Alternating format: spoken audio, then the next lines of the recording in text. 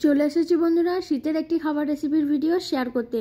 নমস্কার বন্ধুরা, welcome to Jhunu home cook. Jhunu home কুকে আপনাদের সবাইকে স্বাগত জানাই। আজ আমি কোনো রকম চালের গুঁড়ো ছাড়াই বানাবো আজকের পিঠের রেসিপি। পুরো রেসিপিটা দেখার জন্য অনুরোধ রইল। প্রথমে গ্যাসের চুলা অন করে কড়াই বসিয়ে দিয়েছি। তারপরে কড়াইয়ের মধ্যে দিয়ে দিলাম আখের গুড়ের পাটালি। আখের গুড়ের পাটালিটাকে ভালো করে গলিয়ে নেব।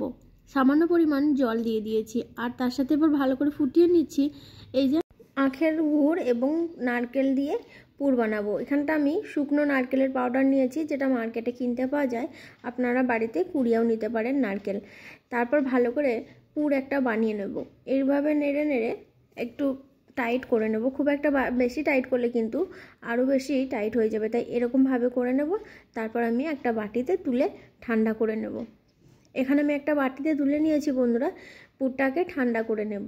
আর এদিকে আমি সুজি নিয়েছি এক বাটি মতন। সুজিটা হালকা ভেজে নেব, খুব একটা বেশি ভাজবো না, জাস্ট 2 মিনিট মতন একটু নাড়াচাড়া করে ভেজে নিয়ে তারপর একটা বাটিতে ঢেলে রাখবো। কোনো রকম চালের গুঁড়ি ছাড়াই ভাপা পিঠে বানিয়ে শেয়ার করব আপনাদের সাথে। আর এই পিঠেগুলো কিন্তু ঠান্ডা হয়ে গেলেও শক্ত হবে না, খেতেও কিন্তু দারুণ হবে, একদম নরম। এবার এখানে আমি জল দিয়েছি। এক বাটি সুজির জন্য 2 বাটি জল নিয়েছি। তারপরে লবণ দিয়ে দিলাম সামান্য পরিমাণে। জলটা বেশ ভালো মতন গরম হয়ে গেলে এবার দিয়ে দেবো সুজি। অল্প অল্প করে সুজি দিয়ে ভালো করে এভাবে নেড়ে নিচ্ছি, যাতে সুন্দর একটা ডো তৈরি হয়ে যায় এবং সুজিতে এক্সট্রা জলটা আছে সেটাও শুকিয়ে যায়। এইভাবে ভালো করে নাড়াচাড়া করে নেব গ্যাসের ফ্লেমটা লোতে রেখে। তারপরে এবার একটা থালার মধ্যে তুলে নেব। একটা প্লেটের মধ্যে তুলে নিয়েছি আমি, একটু ঠান্ডা করে নেব। তারপর খুব ভালো করে হাত দিয়ে মেখে নিতে হবে। পুরো ডোটা তুলে নিয়েছি বন্ধুরা। কিছুক্ষণ পরে এবার হাত দিয়ে মেখে নিচ্ছি। পুরোপুরিভাবে সুজি ঠান্ডা হয়ে যায়নি, অল্প একটু ঠান্ডা করে তারপরে মেখে নিচ্ছি। যেরকমভাবে ময়দা দিয়ে ভালো করে 2 থেকে 3 বার মেখে নেব হাত দিয়ে ভালো করে মেখে নেওয়ার পর একটু চেপে চেপে মেখে নিয়েছি। তারপর এই যে দেখুন হাতের মধ্যে তেল লাগিয়ে নিলাম হাতটা ধুয়ে। তারপরে এই যে গোল বাটির মতন শেপ দিয়ে নেব। এরকম করে হাতের মধ্যে আমি একটু নিয়ে নিয়েছি। এবার এই যে এরকমভাবে করে নেব, দিয়ে মাঝখানে পুরটাকে রেখে আবারও আমি শেপ দিয়ে নেব। এই যে একটু বড় করেই সাইজ করে নিয়েছি। এবার 1 থেকে 1.5 চামচ মতন পুর দিয়ে দেবো। খুব একটা বেশি পুরের পরিমাণ দিলে হবে না। তারপরে পুরটাকে ভালো করে আবারও মুখটা বন্ধ করে দেবো, যাতে পুরটা বেরিয়ে না আসে। এবার আমি এরকম শেপ দিয়ে নিয়েছি, আপনারা আপনাদের পছন্দের মতন দিয়ে নিতে পারেন। এই যে দেখুন একটু লম্বা করে এইভাবে করে নিয়েছি। এবার এটাকে একটু ডিজাইন বানিয়ে নেব। সেই জন্য এখানে আমি একটা চামচ নেব। চামচের মাধ্যমে একটা সুন্দর ডিজাইন দিয়ে নেব। প্রথমে আমি এরকমভাবে করে নিয়েছি। তারপর যাতে এই পিঠেগুলো দেখতে ভালো লাগে, তাই আমি আবারও এরকম করে একটু করে ডিজাইন করে দিলাম। আপনারা আপনাদের পছন্দের মতন শেপ দিয়ে নিতে পারেন।